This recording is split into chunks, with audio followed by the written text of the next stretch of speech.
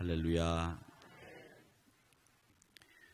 부모는 아흔이 되고 여든이 되셔도 자식은 늘 어리게 생각을 하고 자식은 늘 눈앞에 밟히는 존재입니다. 그래서 나이 많으신 부모님들이 자녀들이 어디를 가든지 자녀들의 안위를 걱정해 주시는 말씀들을 한다고 하는 것은 여러분 잘 아실 겁니다. 또 자식들을 늘 어리게만 생각하셔서 어느 날 그 자식들을 향해서 부모님이 사랑 어린 말씀을 하시는 그것을 보면서 자식들이 가슴 아련한 그런 기억들을 가지는 때가 많이 있습니다. 또 반면에 자식들이 다른 사람들하고 관계에서 뭔가 든든하게 일을 처리하는 것을 보면서 부모님들이 기쁘게 여기는 것을 자녀들은 또 참 즐겁고 행복하게 바라볼 때가 있습니다. 저는 늘 기도하는 것은 우리 한우리 교회가 자녀들이 믿음 안에서 잘 되는 성도님들이 되는 교회가 되었으면 하는 바람을 가지고 기도하고 있습니다. 그래서 제가 늘 입버릇처럼 말씀을 드리지만 우리 한우리 교회의 성도님들의 가정의 자녀들은 잘 되는 자녀들, 믿음을 계승하는 자녀들이기를 소망합니다. 이런 말씀들을 자주 드립니다. 그래서 하나님 보시기에 참으로 아름답고 복된 믿음의 자녀들이 참 우리 한우리 교회 자녀들 가운데 많이 나왔으면 좋겠다라는 생각을 갖습니다. 지난주에는 제가 보는 신문에 우리 한우리 교회 성도님이 두 분이나 크게 대서특필이 돼서 나왔습니다. 한 분은 우리 교회 모 권사님이신데 분유값을 벌기 위해서 떡볶이 장사를 시작했다고 하는 큰 제목의 기사가 나와서 제가 그 기사를 보면서 얼마나 기뻤는지 모릅니다. 아직까지 그 기사를 보지 못하신 분들은 빨리 신문 좀 보세요. 신문을 좀 보시기 바랍니다. 요즘 분들은 종이신문을 안 보고 인터넷 포털 기사만 가지고 정보를 보시는 분들이 있는데 그 포털만 가지고 신문이나 정보를 보는 분들은 좀 부족한 정보를 얻게 됩니다. 그렇기 때문에 저는 신문 보지 않는 사람은 잘 믿지 않습니다. 그러니까 신문을 좀 많이 보시기를 바랍니다. 제가 강남지국 국민일보 지국에서 나온 사람도 아니고 그런 사람입니다만은 그리고 또 우리 박효근 안수 집사님의 따님이 보석이라고 하는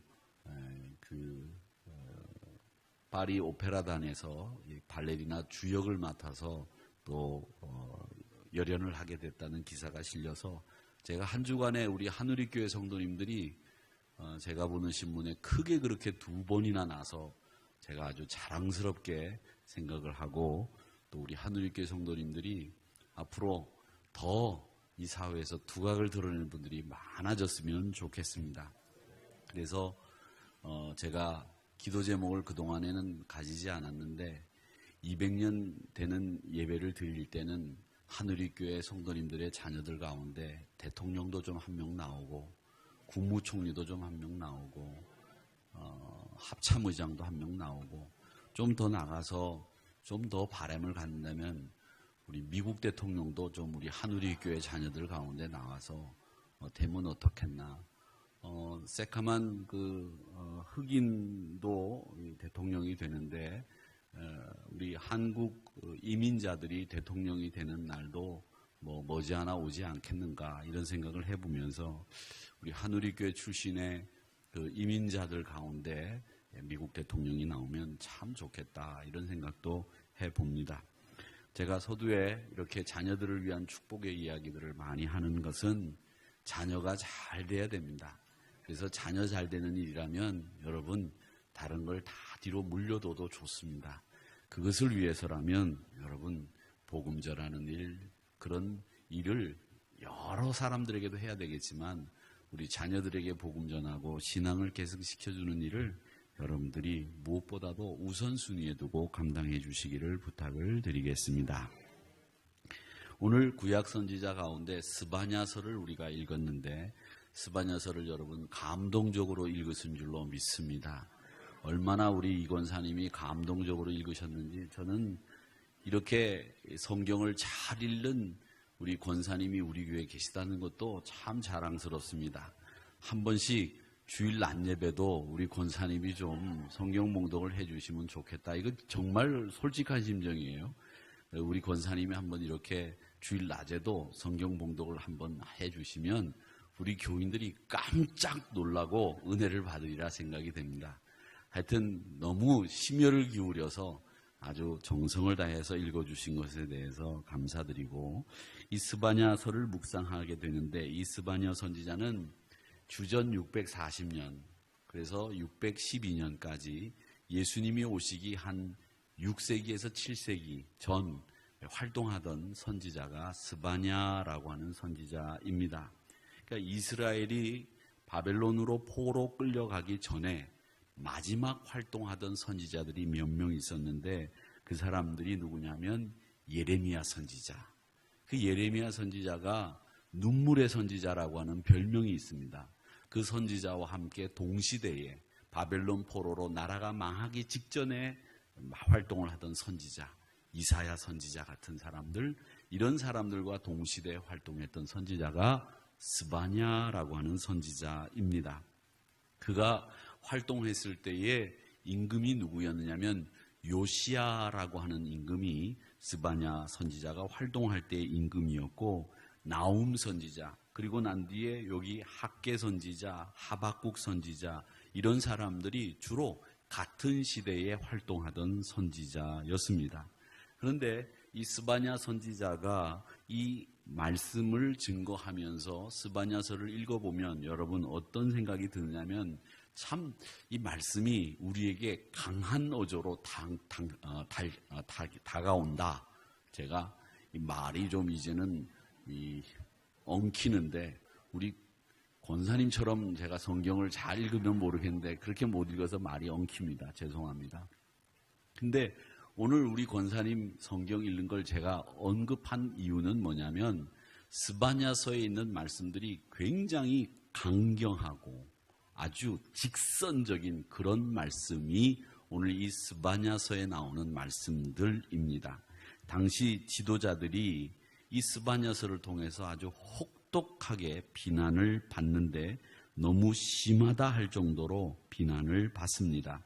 그 배경이 왜 그러냐, 이렇게 혹독하고 강하게 비난할 수 있었던 이유가 뭐냐 하면, 1장 1절에 보면 이 스바냐 선지자를 소개하는 가운데 요시야 시대의 스바냐에게 임한 하나님의 말씀이었는데, 스바냐가 누구였느냐면 히스기야 왕의 현손이었다는 겁니다. 히스기야 왕의 후손이었다는 겁니다. 그래서 그가 이 하나님의 말씀을 받아서 증거하게 되었다라고 하는 겁니다. 유다의 임금들 가운데 최고 임금 중에 한 사람이 히스기야입니다. 근데 그 히스기야의 후손인 왕족이나 귀족이 바로 스바냐라고 하는 사람이었다는 거예요. 그러니까 왕족이고 귀족이다 보니까 거칠 것이 없는 거죠. 니나 내나 똑같으니까 너도 왕족이고 나도 왕족인데 내가 너한테 못할 말이 어디 있겠느냐. 그래서 혹독하게 직선적으로 하나님의 말씀을 정치 지도자들, 귀족들, 왕족을 향해서 강하게 말할 수 있었던 사람이 스바냐 선지자였다. 이렇게 생각을 하시면 되겠습니다. 또 두 번째로 이 스바냐 선지자가 강한 언어를 사용한 이유가 있는데, 그것이 뭐냐면 이스라엘 백성들이, 조상들이 하나님을 잘 섬기다가 이제 하나님을 떠나서 멸망할 날이 다가왔다는 것을 아니까 이 멸망을 앞에 둔 이 스바냐 선지자는 안타까운 마음에 말이 급해지고 강해지고 톤이 올라간 겁니다. 여러분, 사람이 마음이 급해지면 말이 올라가지 않습니까?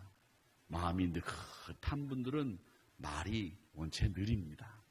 그랬시요, 저랬시요, 아버지 왜 그래? 아버지 국에 팔이 들어가시오. 그렇게 얘기 끝나고 나면 벌써 그 국을 아버지가 다 마신 뒤에 아닙니까? 마음이 여유롭고 마음이 편안하니까 말이 느려지는 거예요. 근데 말이 느려지는 데는 이유가 있어요.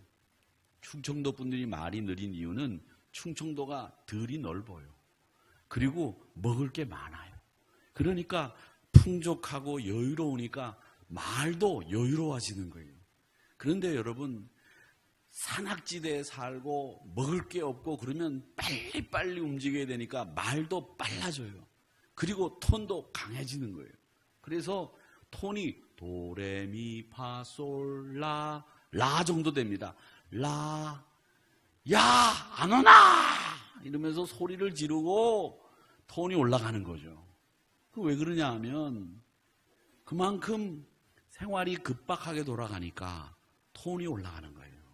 그런데 오늘 여기 강경한 이렇게 톤이 높은 이유를 스바냐 선지자가 말한 이유는 뭐냐면 지금 유다가 멸망하기 직전이거든요. 유다가 지금 끝장나게 생겼거든요. 그러니까 이 말을 천천히 해서는 될 일이 아니다라고 생각을 하고 급하게 강하게 톤을 올려서 말하는 말씀이 이 스바냐서 말씀이라고 하는 것을 여러분 기억하셔야 됩니다. 그러니까 스바냐 선지자가 이렇게 강하게 이야기하는 데는 두 가지 이유가 있다. 하나는 그가 왕족 출신이기 때문에 거칠 것 없이 말하는 사람이었고, 또 하나는 이스라엘의 멸망을 눈앞에 두고 있다는 것을 안 급한 마음에 강경하고 직선적인 말을 썼다. 이렇게 이해를 하시면 되겠습니다.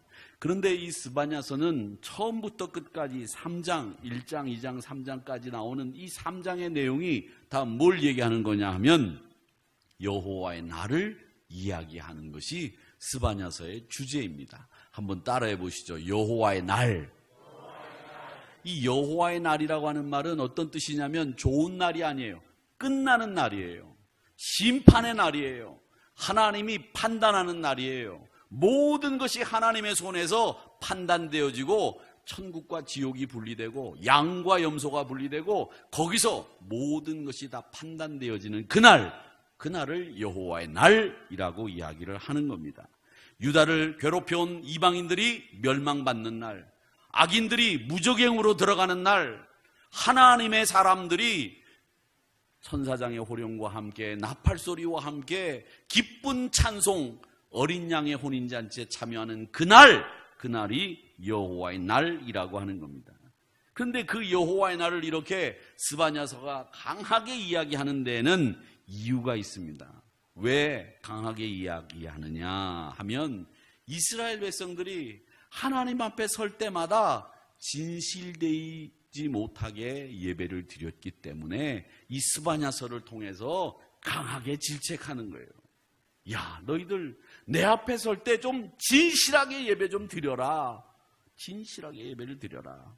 하나님 무시하고 하나님 인정하지 않는 그런 예배 드리지 말고 하나님 인정하는 사람으로 예배 자리에 서거라. 이 말씀을 이 스바냐서는 우리에게 말씀하고 있는데 1장 5절과 6절을 우리 같이 한번 읽어보도록 하겠습니다. 시작. 또 지붕에서 묵별에게 경배하는 자들과 경배하며 여호와께 맹세하면서 말감을 가리켜 여호와를 배반하고 따르지 아니한 자들과 여호와를 찾지도 아니하며 구하지도 아니한 자들을 멸절하리라. 아멘. 이 묵별이라는 말이 나오는데 이 묵별은 하늘의 별을 얘기하는 거죠. 또 말감이라고 하는 우상이 나오는데 이 말감이란 말은 그들의 왕이라는 뜻입니다. 그들의 왕. 근데 성경에는 말감이라고 하는 인물도 나오고 우상으로도 나오는데 성경에 나오는 인물은 베냐민 사람 중에 사마리아임이라고 하는 사람이 호데스라고 하는 여자와 만나서 결혼을 해서 얻은 아들이 말감이라고 하는 사람이라고 합니다. 근데 사무엘하에 보면 역대상 20장 1절, 예레미야 49장에 보면 이 말감이라고 하는 우상은 어떤 사람이었느냐, 어떤 우상이었느냐 하면 암몬 사람들이 섬기는 우상이었어요. 암몬 사람들. 암몬, 모압 아시죠? 이 사람들이 섬기는 에돔 사람, 암몬 사람, 모압 사람들이 있는데 이 암몬 사람들이 섬기는 우상이 말감이라고 하는 우상이었다고 합니다. 근데 이 말감이 다른 이름으로는 밀곰이라고도 돼 있고 몰록이라고도 돼 있어요. 몰록. 사무엘하 20장 30절에 보면 이런 말씀이 나옵니다. 그 왕의 머리에서 보석 박힌 왕관을 가져오니 그 중량이 금 1달란트라. 다윗이 자기의 머리 쓰니라. 다윗이 또 그 성읍에서 노력한 물건을 무수히 내오고 라고 되어 있는데, 이 말씀들을 보면 나중에 예레미야 49장에 보면 우상을 적폐하고 이 말감을 섬기는 사람들을 다 쫓아낸 다음에 그 노력한 물건들을 가져온다는 얘기들이 나옵니다. 예레미야 49장의 말씀에 보면 말감이 갓 족속을 점령했다라고 얘기를 하는데, 그 말감이 몰록이에요. 몰록. 근데 이 몰록이 어떤 신이냐면, 이스라엘에 가보면 흰놈 골짜기라고 하는 게 있어요. 흰놈 골짜기. 지도를 한번 보여주세요. 지금 노란색으로 보이는 게 성전이에요. 성전 오른편이 겟세마네 동산이죠. 그리고 그 맞은편에 보면 감람산이 있고 기드론 골짜기가 있습니다. 그러니까 여러분 성전을 볼 때 이 성전산을 이렇게 보면 그 성전이 보이잖아요. 그 성전이 보이는 그 사진을 주로 어디서 찍느냐면, 우리가 보는 예루살렘 성전이 나오는 사진을 다 어디서 찍느냐면 저 감람산이나 겟세마네 동산 그 사이에서 찍어요. 그러니까 여러분들이 보실 때 성전 예루살렘 전경이 나오면 그건 다 감람산에서 저쪽 성전을 보고 찍은 사진이다, 이렇게 보시면 돼요. 그러면 그 성전이 보이는 그 밑에 골짜기가 기드론 골짜기예요. 그리고 보이시는 그 성전에서 왼쪽에 보면 다윗성이 있어요. 지금 여기 나와 있질 않지만 다윗성이 있고, 그 보이는 사진의 성전 뒤가 골고다 언덕이라고 보시면 돼요. 골고다 언덕. 그리고 왼쪽에 보면 실로암 연못이 있고, 더 왼쪽에 보면 흰놈 골짜기라고 하는 곳이 있습니다. 그러니까 머릿속에 딱 넣어두세요. 아, 성전의 맞은편에서 찍은 사진들이구나. 다 그래요. 예루살렘 사진에 성전 맞은편에서 안 찍은 사진을 여러분 보시질 않았어요. 보이지가 않기 때문에. 그러니까 그 사진 중간이 기드론 골짜기고, 사진 찍은 자리가 감람산이나 겟세마네 동산일 거다, 이렇게 보시면 되고, 왼쪽이 흰놈 골짜기가 있어요. 지금은 미국에서 만든 이 성경 연구소가 여기에 있습니다. 근데 이 흰놈 골짜기는 어떤 곳이냐면, 자식들 중에서 제일 잘나고 똑똑한 자식을 하나 뽑아서 밀감에게 혹은 말감에게, 몰록에게 불에 태워서 드리는 제사 장소가 흰놈 골짜기예요. 쓰레기를 갖다 버리는 곳이고, 우리로 옛날로 따지자면 한양에서 사람이 죽으면 갖다 버리는 곳을 시구문이라고 했는데, 그런 곳이 흰놈 골짜기예요. 아시겠죠? 시구문, 흰놈 골짜기 연결이 되죠. 거기가 흰놈 골짜기예요. 골짜기 같이 생겼죠? 사람을 태우기엔 딱 좋아 보여요. 아주 음습한 곳입니다. 이렇게 이방인들이 섬기는 우상을 성전에서 숭배하는가 하면, 유다 지도자들이 부패하고 타락을 계속하니까 하나님의 심판의 날이 가까이 왔다고 하는 것을 이 스바냐 선지자가 강한 어조로 이야기하면서 심판의 날이 가까이 온다는 이야기를 한 것이 스바냐서 1장, 2장, 3장의 주제다. 이렇게 보시면 스바냐서는 다 끝난 거예요. 다 끝났어요. 이제 일어나서 가시면 돼요. 근데 스바냐의 이름의 뜻은 뭐냐면, 여호와가 그를 감추셨다, 혹은 여호와께서 보호하셨다, 이런 뜻입니다. 근데 구약 성경에 보면 제일 중요한 사상이 하나 있는데, 그게 뭐냐면 남은 자의 사상이라고 하는 게 있어요. 남은 자의 사상. 이게 뭐냐면, 다른 사람들이 다 우상을 섬겨도 나는 하나님만 섬기며 살겠다, 이렇게 결심한 사람들이 누구냐면 남은 자들이에요. 다른 사람들은 다 바알세부를 섬기고, 다른 사람들은 다 아세라 목신을 섬기는데, 나는 하나님이 살아계신 하나님이라는 걸 믿는다, 그렇게 생각을 하고 엘리야 선지자가 850명의 바알 선지자하고 싸울 수 있었던 것은 바로 나는 다른 일이 있어도 하나님만 섬기겠다라고 하는 이런 사상을 가지고 있었기 때문에 싸워서 이길 수 있었던 거예요. 그게 바로 남은 자의 사상이에요. 다른 나라, 다른 민족, 다른 교회는 어떻게 하더라도 우리 하누리 교회는 하나님 섬기고 복음 전하고 마지막 시대에 복음의 보루로서 서겠다. 이렇게 남은 자의 사상을 가지고 서는 것, 그게 우리 한국교회, 하누리교회에 필요한 하나님의 뜻이다라는 것을 여러분 기억하시기를 축원합니다. 오늘 우리 섬기는 17부터 20여전도회까지, 아이고 4개 여전도회였구나. 저는 2개 여전도회인 줄 알았는데 17, 18, 19, 20까지 나오신 거예요. 와, 그랬구나. 내일 제가 전도사님한테 출석부를 보여달라고 그럴 거거든요. 다른 사람은 어떻게 할지라도 나는 우리 여전도회를 대표해서 금요 심야 기도에 가가지고 찬송을 부르겠다, 기도하겠다, 성경 봉독하겠다. 이게 남은 자의 사상이에요. 아시겠습니까? 다른 사람은 어떻게 하더라도 내일 우리 교회 성전 미화를 하는데 다른 사람은 어쩌더라도 나는 비가 오건 눈이 오건 나는 가서 성전 청소하겠다. 다시 하겠습니다. 다른 사람은 어떻게 하더라도, 다른 사람은 어떻게 하더라도 나는 비가 오든 눈이 오든 성전 미화의 날 내가 성전에 가서 성전 미화에 참여하겠다. 아멘 해놓고 안 오면 거짓말이에요. 이게 남은 자의 사상입니다. 간략하게 이야기하면 바로 그거예요. 다른 사람들 다 등 돌려도 나는 하나님만 섬기겠다. 엘리야가 얼마나 많이 실망했어요. 그때 하나님이 엘리야에게 한 말씀이 있습니다. 그게 뭐냐? 야, 내가 이스라엘 가운데 7,000명을 남겨두었는데 바알에게 무릎 꿇지 아니한, 바알에게 입 맞추지 아니한 7,000명을 남겨뒀다. 그게 바로 남은 자의 사상입니다. 사사기 7장에도 보면 하나님이 조심스럽고 믿음에 충성스러운 300명의 용사를 기드온과 함께 미디안 사람들과 전쟁을 하게 하지 않습니까? 이들로 말미암아 큰 승리를 일구게 했는데 바로 그 300명이 남은 자들이에요.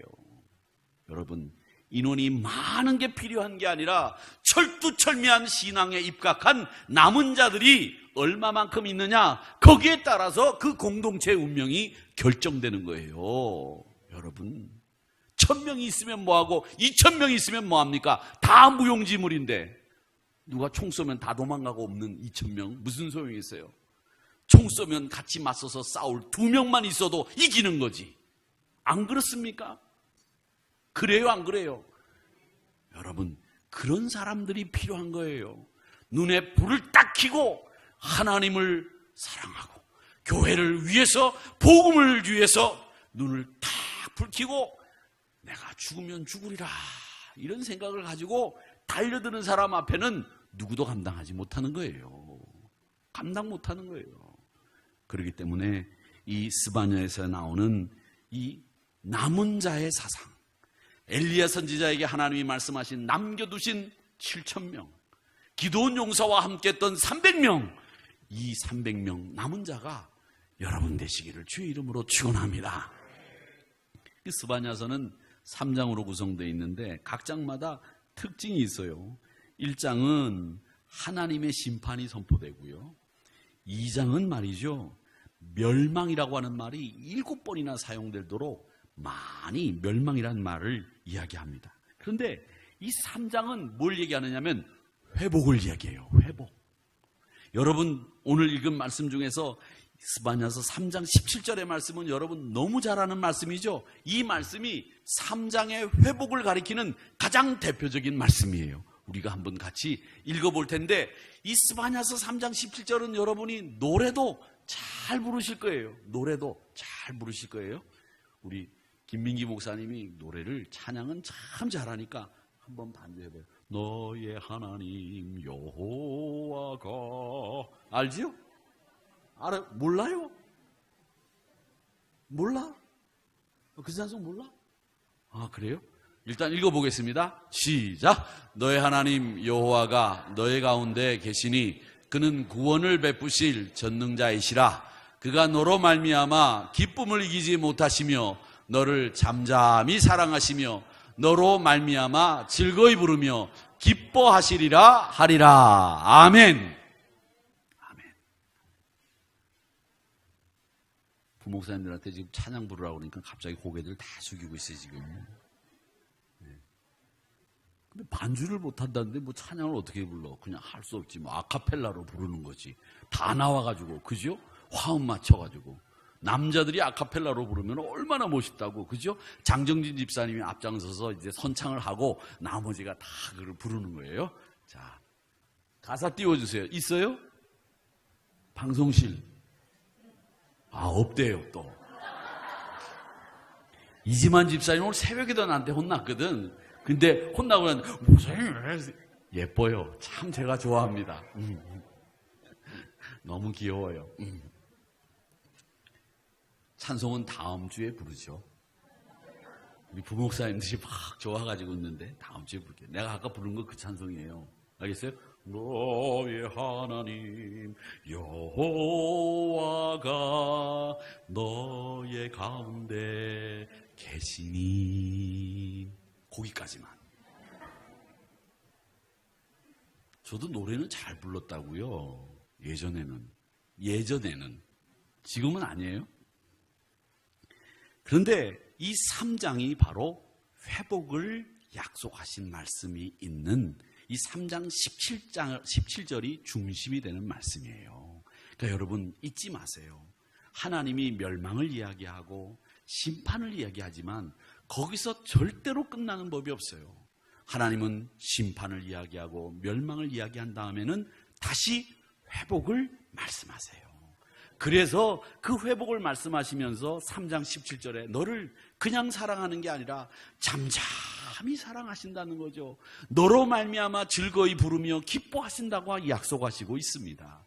여러분 한 분 한 분을 사랑하시는데 잠잠히 사랑하시고 여러분 한 분 한 분을 즐거이 부르며 기뻐하시는 분이라는 것을 이스바냐서 3장 17절에서 이야기하고 있다는 것을 기억하시기를 축원합니다. 여러분은 그냥 아무나 되는 그런 성도가 아니에요.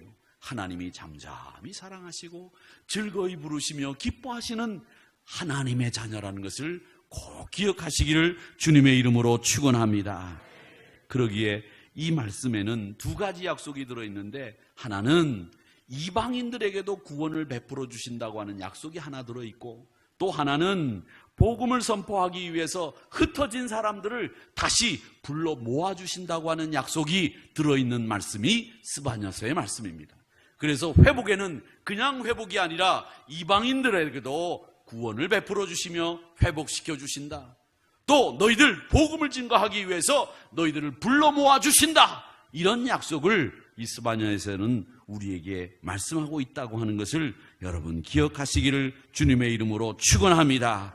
그러기에 하나님 앞에 이 약속을 믿고 나가는 저와 여러분이 되시기를 주님의 이름으로 축원합니다.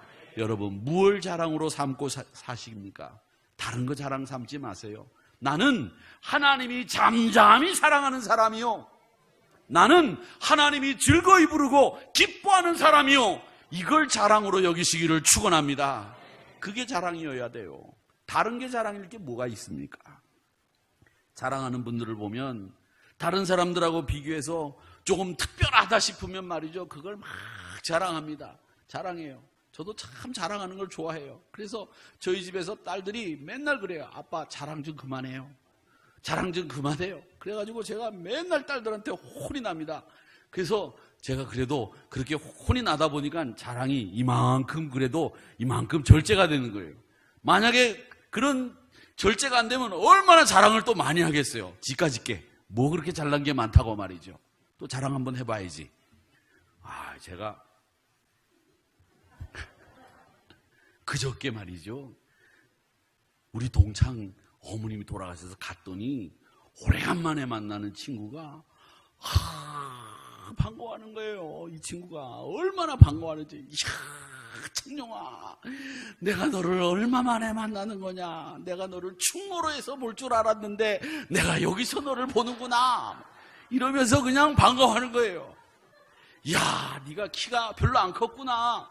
네가 중학교 때 그 키라면 지금쯤 충무로에서 날리고 있었을 텐데 어쩐지 텔레비 안 나온다 그랬다. 그러면서 얼마나 반가워하든지요. 그래서 제가 그 얘기를 점심 먹으면서 했더니 텔레비 나오긴 나오잖아요. CTS하고 C채널에 나오잖아요. 그 얘기를 안 했어. 제가 잊어버리고. 그 얘기를 할 걸. 근데 그래도 텔레비 나온다 야, 이렇게 얘기할 걸 말이죠. 여러분, 뭐 그리 자랑할 겁니까? 자랑할 게 뭐 있습니까? 하나님의 복음을 자랑하는 일이 저의 일이고, 우리 하누리 교회를 자랑하는 게 저의 일이고, 여러분이 저의 자랑인 줄로 믿습니다. 제가 자랑할 게 뭐 있어요? 뭐 별로 없어요. 그런데 사람들은 이 자랑하는 걸 좋아해요. 그런데 그 자랑 중에서 우리가 좋아해야 될 자랑이 있는데 그게 뭐냐? 하나님이 나를 잠잠히 사랑하는 거 자랑하시기를 축원합니다. 하나님이 여러분을 즐거이 부르고 기뻐하시는 것을 자랑하시기를 축원합니다. 이게 진짜 자랑거리라니까요. 이게 얼마나 좋아요. 그러니까 그걸 자랑하시기를 주의 이름으로 축원합니다. 이 스바냐서는 결국 우리에게 뭘 얘기하느냐 하면, 너희들 입술로는 하나님을 사랑한다고 말하지 말고 마음으로도 나를 사랑해야 된다. 그리고 너희들이 하나님을 사랑한다고 입술로는 얘기하면서 실제로는 몰록에 가서 네 아들 드리고 우상 섬기고 나쁜 길로 가지 않니? 그거 당장 중지해라. 이게 바로 스바냐서가 우리에게 회복을 약속하시면서 하시는 말씀입니다. 그러니까 우리는 이 말씀을 우리 생활 속에 적용해 본다면 우리 예배 생활을 더 하나님 앞에 진실된 예배로, 영과 진리로 드리는 예배를 드리는 신앙생활을 통해서 하나님을 기쁘게 여겨드리는, 기쁘게 드리는 여러분들 되시기를 주님의 이름으로 축원합니다. 예배는 살아계신 하나님을 만나고 진심으로 경배하는 일이라는 것을 잊지 마시기를 바랍니다. 하여튼 구원의 감격을 가지고 예배를 드리시기를 바랍니다. 여러분, 예배를 드리시기를 바라요. 제가 금요일 날이죠. 수요일 날 오후에 모 대학에 가서, 기독교 대학에 가서 학부 학생들을 놓고 설교를 했어요. 근데 설교를 했는데 이 기독교 대학인데도 말이죠, 점점 기독교인들의 비율이 줄어들어가고 있대요. 그래가지고 일반 예수 안 믿는 아이들도 학점 때문에 예배를 드리고 있는데, 이야, 정말 한 3,000명이 모여서 앉아서 예배를 드리는데 말이죠, 제가 30명 모여서 예배 드리는 것보다 더 힘들게 예배를 드렸어요. 대답도 안 해요. 고개 숙이고 다 앉아서 자요. 그래서 제가 웃긴 얘기를 해도 안 웃어요. 나 그런 애들 처음 봤어. 그래서 나중에는 무슨 얘기를 했느냐면 이런 얘기를 했어요. 나는 우리 청년들이 즐겁게 찬양하는 걸 좋아해서 청년들이 찬양하면 무조건 춤추라고 그런다. 여러분들도 찬양 부를 땐 춤추면서 불러야 된다. 우리 다 함께 일어나서 춤출까? 그러기를 원하는 사람 아멘 해봐. 그랬더니 두 사람 아멘 하래. 두 사람. 이야, 큰일 났더라고요. 근데 아이들이 모든 걸 떠나서, 누가 예수 믿으라고 얘기하고 뭐 예수 안 믿으라고 얘기를 떠나서 아이들이 패기가 없어요. 기운이 없어. 뭐 도전을 하겠다든지 뭔가를 이렇게 꿈꾸는 게 없는 것 같아요. 그 시간을 거기서 왜 죽이냐고. 차라리 공부를 하고 있다든지 차라리 뭔가를 생각한다든지 그래야 되는데 아무 생각 없이 앉아 있는 거예요. 이야, 이게 하나님이 정말 원하시는 걸까? 이런 회의까지 들 정도로 참 제가 어렵게 설교를 했습니다. 여러분, 우리 믿음의 사람들은 그렇게 예배드리지 않지 않습니까? 여러분들이 마음이 열려 있으면 설교하기가 쉬워진다는 게 영적으로 느껴져요. 그러니까 여러분들이 구원의 감격을 가지고 예배 자리에 나오는 순간에 이 예배자는 하나님 앞에서 이야, 이거 예배를 이렇게 드리는 거구나라는 것이 막 깨달아진다고요. 여러분, 구원의 감격을 가지고 예배 자리에 나오는 여러분들 되시기를 주의 이름으로 축원합니다. 그럴 때 은혜가 임하는 거예요. 그럴 때 하나님이 역사하는 거예요. 그럴 때 병이 고쳐지는 거고, 그럴 때 문제가 해결되는 거예요. 예배 자리가 그렇게 놀라운 자리라는 걸 여러분 기억하시기를 축원합니다. 그러니까 남은 자들은 믿음에서 승리한 사람들입니다. 마지막까지 남는 자들, 믿음에서 승리한 사람들, 여러분 꼭 그런 분들이 되시기를 주의 이름으로 축원합니다. 열심히 공부한 사람들은 시험 보는 날을 기다리잖아요. 내가 어느 정도로 이 성적이 올랐는지를 막 기다리잖아요. 그렇잖아요. 여러분은 다 한결같이 시험을 기다리는 분들이었죠. 막 빨리 와라 말이지. 내가 시험만 보면 내가 100점 맞고 A+ 맞아가지고 내가 부모님한테 성적표 보여드리고 말이지. 내가 그냥 이번에 그렇게 내가 평생 한 번이라도 그럴 날이 있을까? 이렇게 생각을 하게 되잖아요. 예?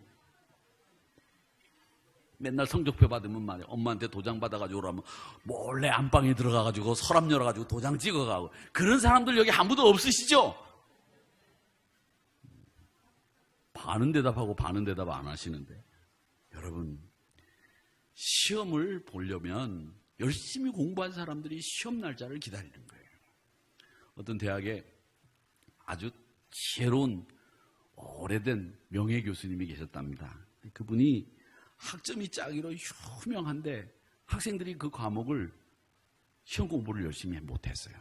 그래가지고 시험 준비를 제대로 못해서 이거 제대로 이 성적이 나올 것 같지 않으니까 이 강의를 듣는 학생들이 머리를 짜서 짰어요.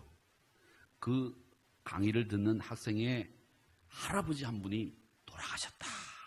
그래서 문상을 갔다 오다가 차가 펑크가 나고 고장이 나가지고 시험 시간에 맞춰서 못 갔다.